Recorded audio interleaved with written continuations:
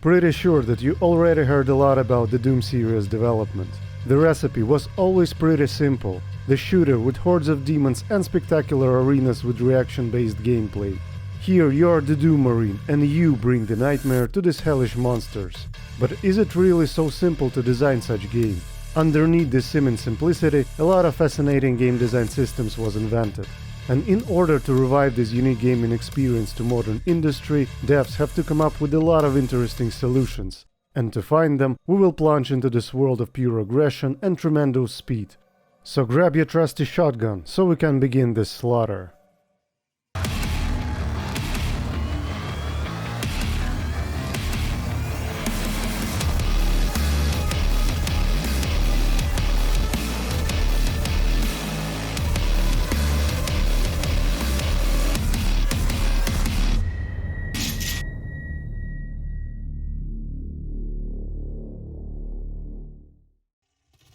To make a truly successful project, id Software had to bring something groundbreaking in its game design.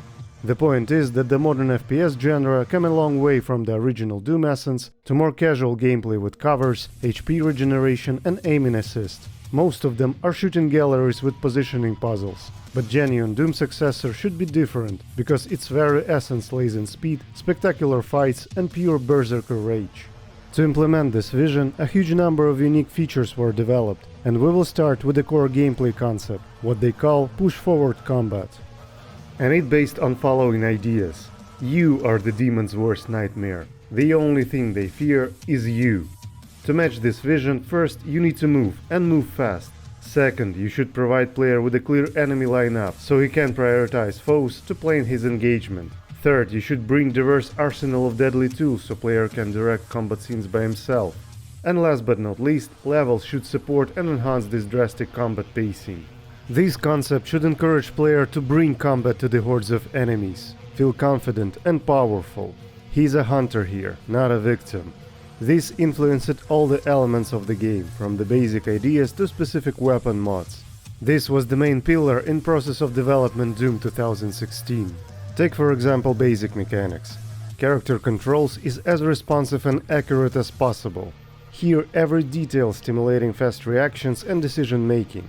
Reloading mechanics was deliberately excluded, as the devs didn't want to make player to feel vulnerable even for a split a second. Weapon swap speed is minimized to provide player with the necessary tools immediately upon request. And the variability of the weapon mods allows you to create your own combat style. id Software called this core gameplay loop combat chess. When the player constantly analyzes enemy moves on battlefield, picking the appropriate weapon and position. All this is the desired gameplay bits that devs wanted to achieve. Another example of implementing the push-forward combat concept is mechanics of glory kills. To inspire player from melee range combat, devs gave us possibility to stagger and instantly kill even the most powerful enemy. For clearest feedback, the perfectly visible shaders of the radiance were used for enemies vulnerable to the finishing move. And after performing glory kill, you receive ammo and first aid kits as a reward.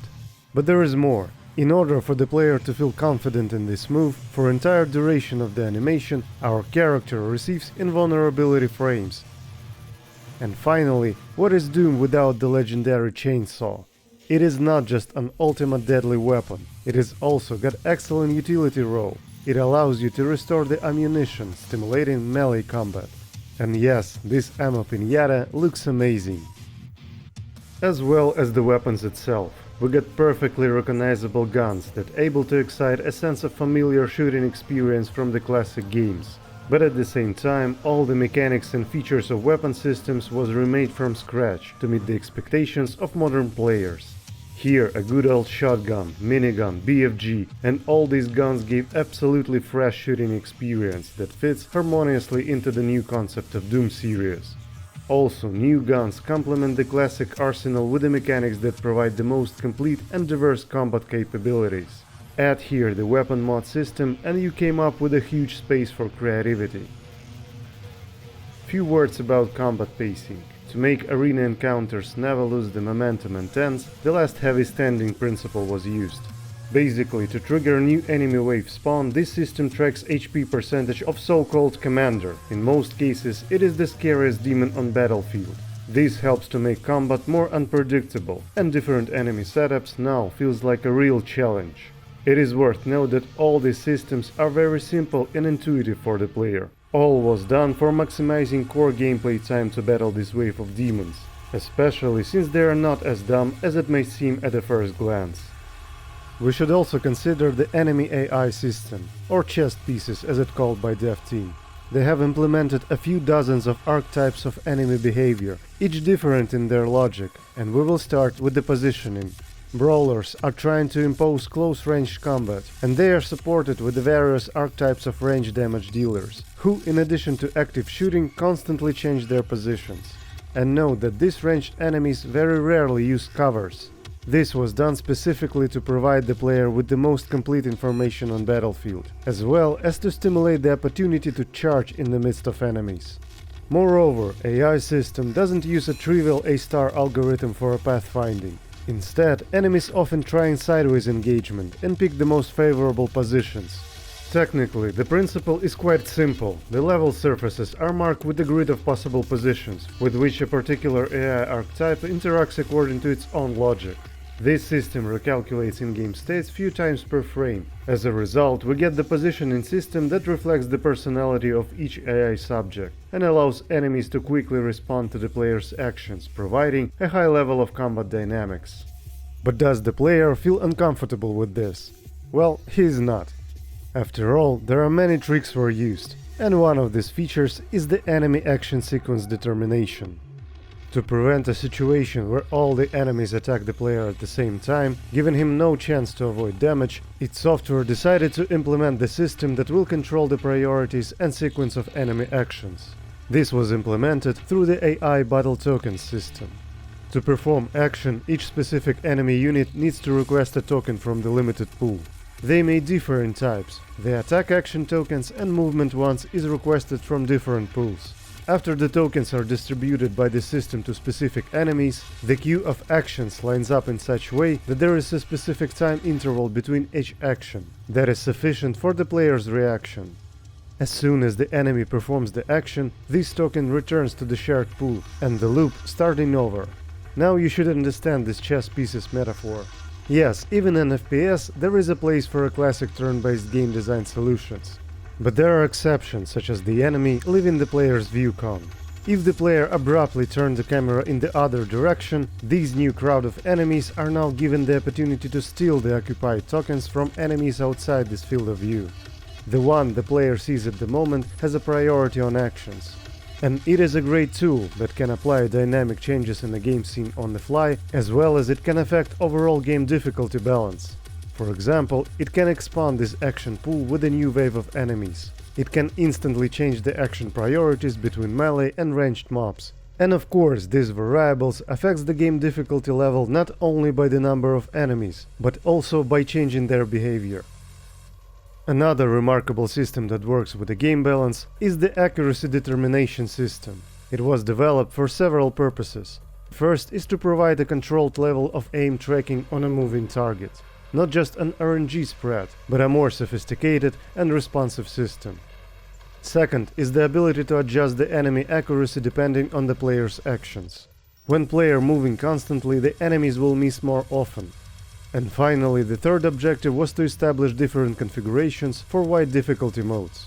The basic idea is to roll the dice to determine accuracy, but instead of a flat number distribution from the calculated aiming point, id Software came up with the idea of using Gaussian distribution curve, the math form of probability density function.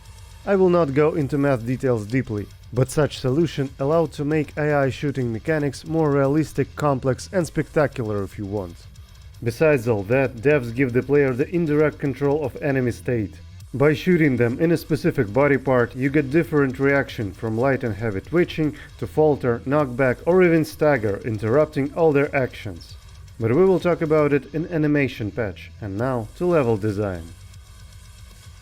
Here you can see how carefully devs treat the legacy of the original series.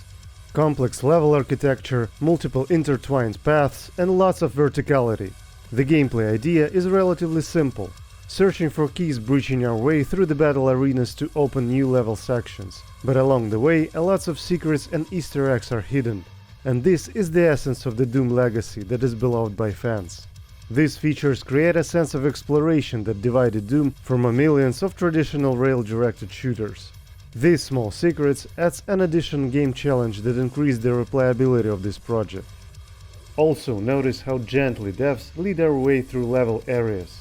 These green light tricks that lighten up possible paths or smaller objective markers is an example of such tools. Not all of them adorns to classic Doom essence, but that's the way it is nowadays. But where level design thrives to its full potential is the battle arenas.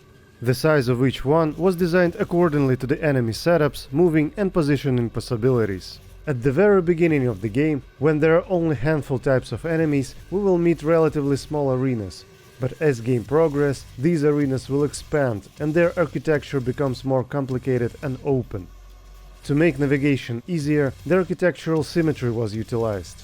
This is also facilitated by expressive landmarks, often making the center or edges of the arena, so that in the heat of battle you can always align your way.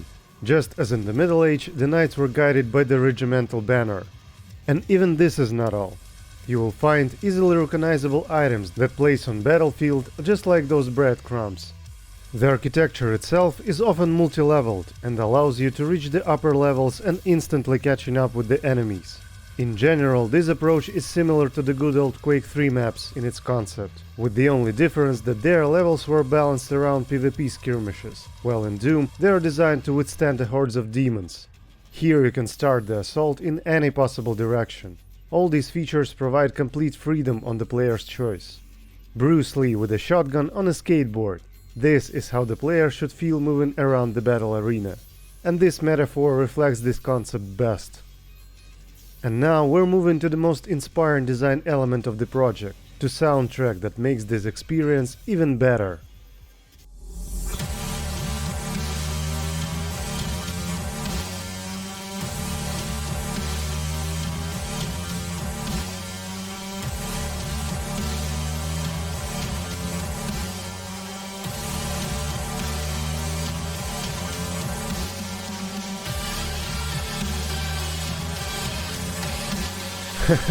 Yes, this is exactly what we waited for so long. What Mick Gordon did with the game's soundtrack, it is really the work of a genius. And I am not exaggerating. He was invited as a freelance composer, but only a genius or a madman could have plunged so deeply into this hellish theme, felt its energy and transferred it through the unique music production process. To meet the expectation of Doom fans, he had to create unique but recognizable sound. For this, he used a mind-blowing approach. A complex array of analog instruments, guitar pedals, compressors, microphones, and other stuff was lined up into 4 different lines processing inputs parallelly, compiling on mixer, and combined transfer to EQ and compressor. Using array as a tool, or a Doom instrument as Mick called it, he managed to produce the sound of infernal energy. In contrast to traditional software sound processing approach, he used 9-string bass guitar, old Soviet synthesizer, and a huge amount of other geeky stuff during production. He based this approach on a very useful concept that can be applied to any creative activity. If you want to get an outstanding result that you never did before, you should change the process of your work and put aside all your background. You should refuse not only templates, but also change the way you build your pipeline. It would be so damn hard, but this is the way to make something truly amazing. But initially, Itsoft decisively didn't want to hear the electric guitar in the project. Could you believe that? And this was transferred to Gordon's in a very first brief. But we do understand that Doom just can't be without the guitar riffs. So did Mick. It was a long road. Step by step, bit by bit, he cautiously started to add some guitar here and there. But after he mixed the guitar with the chainsaw sound from the original game, all defenses were breached, and he ended up with this.